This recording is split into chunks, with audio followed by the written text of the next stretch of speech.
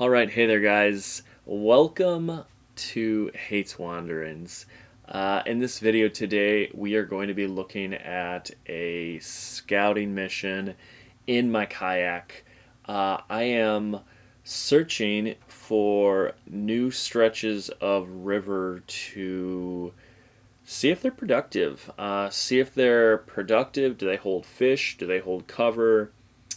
Do they have obstructions, obstacles, rapids, downed trees, and what kind of scenery do we have? So basically, when I go out fishing, I'm always looking for new places to fish.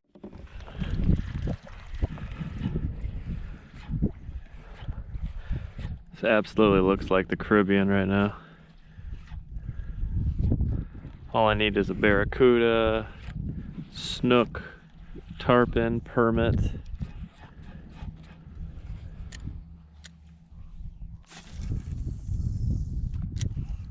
This is so lovely. Well, I think that might be a fish right there.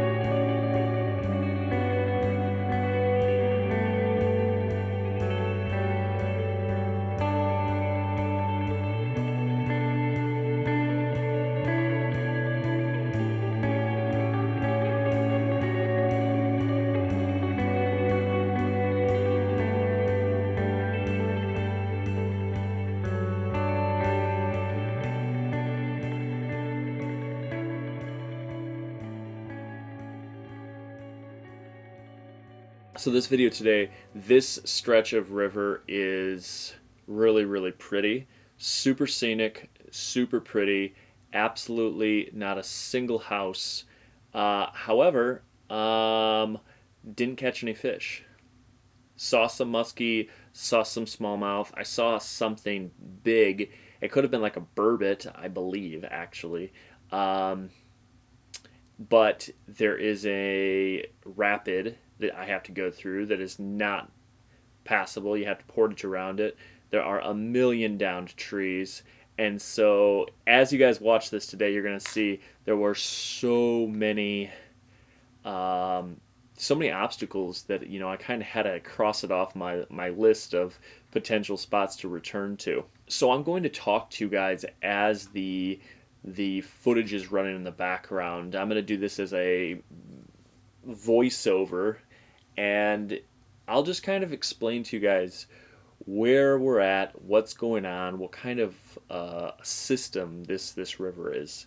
So it's not a typical river, um, because it actually is a connection between two larger bodies of water, and so it almost always is going to have water in there. It's not going to be dependent on spring flows or things like that. So um, I knew right away that it would be a body of water that wasn't going to flood very much and had fairly stable water levels.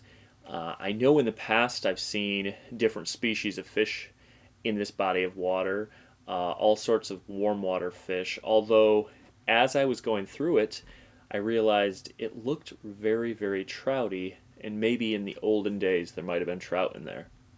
The river, if we can even call it a river, starts off very, very wide open, and it quickly narrows down to a rapid that is pretty gnarly. And I think I have some footage of the rapid. I'll show you guys what it looks like.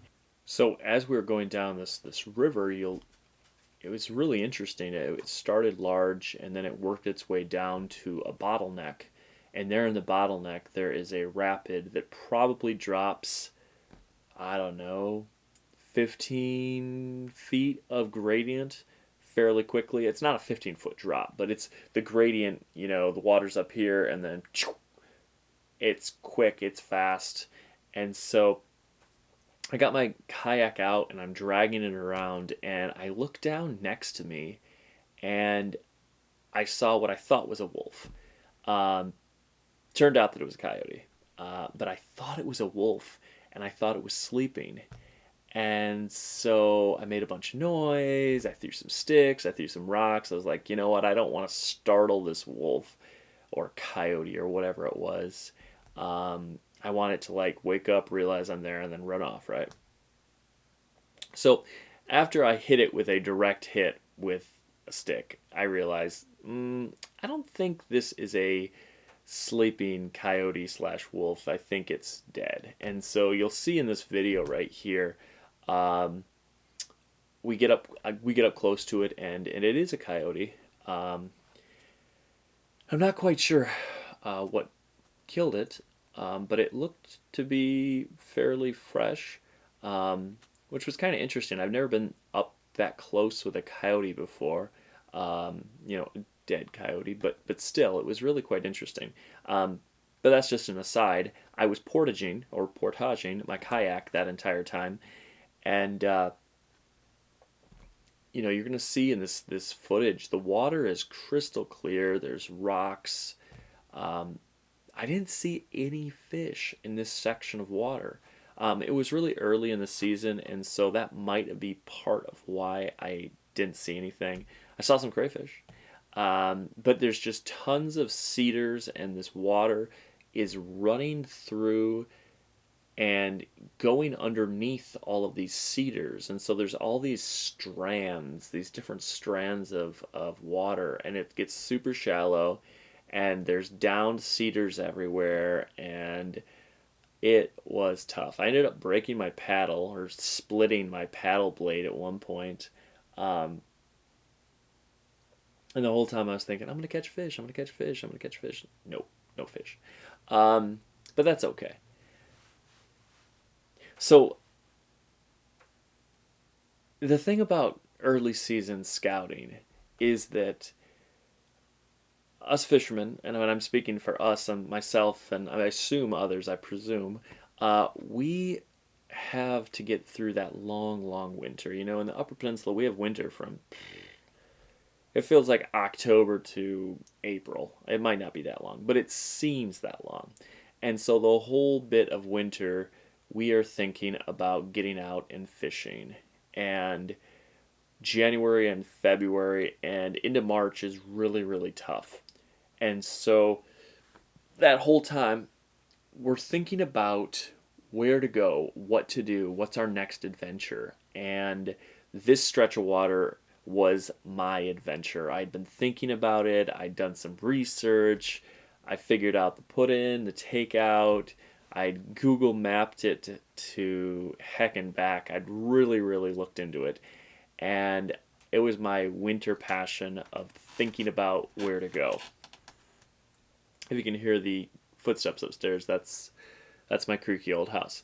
And so put a lot of time into planning this trip only for it to end up falling through. But that's kind of the thing about the adventures up here, is that there are so many remote backwater stretches that I don't think anybody does ever. As I was going through this stretch of river, at one point I said to myself, I will never do this again. Oh my gosh, this is insane.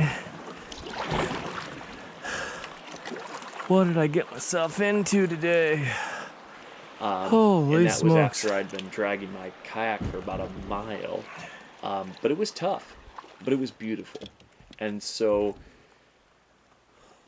in the background here, I hope you guys are kind of starting to see some of that scenery and some of that beauty. Because that's the reason to get out. You know, it wasn't for the fishing. If you would have asked me, are you going to catch any fish today? I would have known that I wasn't going to. But it was still absolutely beautiful. And on a positive note, I did end up seeing a muskie. So I saw fish, and that was about it.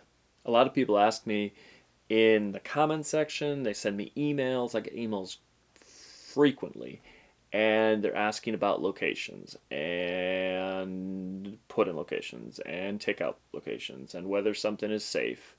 And I've gotten to the point where I kind of tell people that I no longer give out information like that. And I simply say, you know, it's not my place to do that. I think the aspect of exploring is really important, and if you're interested in a body of water, go fish it, go try it. But you know, and I realize that learning from somebody that's come before you, that's important. That's wise to do that. But at the same time, you don't always have to be the word for it. I'm trying to find the word for it. You don't have to be spoon-fed, I guess is what I'm trying to say. Sometimes you just have to go on out and make your own adventures. And every couple of weeks, like I said, I get an email that says, hey, I want to do what you do. And that's awesome. But you can do it anywhere. Get a kayak, get a life jacket, and go start paddling. This stretch of water that I did today, I had already scouted it. I pre-scouted it, if that makes sense. I had paddled from the takeout location upriver, and then I had hiked, a mile or two farther up from there, and I'd done a lot of work before doing the actual scouting mission. And so that I think a lot of people miss is that action of discovery is so important, and it's so much fun. And I think that I want to encourage more people to try those things themselves. And while I'm saying that, I guess I'm slightly hypocritical, but I have a canoeing Michigan rivers right here in front of me. But I'll tell you, the reason I have this is that there is a specific river, I won't name it, there's a specific river that I have been looking at and dreaming about for the last 3 months. And I am obsessed with trying to figure out a way to get onto the river and to do some trips on the river. But it is There's no information on it. I've scoured the internet. There is no information on it. In this book, there is no information. And so I'm getting to the point where I don't know. I don't know what to do. I think I'm just going to have to get in my truck once the snows recede, and I'm just going to start driving, and I'm going to see if I can get in, where I can get in. And if that happens, you guys will see a very cool video upcoming sometime this summer. I've just been talking kind of, over this in the background. Hopefully you guys learned something. Hopefully you guys found this interesting. Wow. So maybe I should do my intro. I've been on the water for about 4 hours now. I've saw some nice fish today, but those fish were farther up in a larger body of water. I just came through that crapola, and I will never be doing that again. That was way, way, way too much work. I feel like I've been dragging my kayak through down to Cedars for the last hour straight, maybe. I'm surprised I haven't broken my rods. I probably punctured the kayak. I probably punctured my waders, and I probably scratched a GoPro lens. So all good things.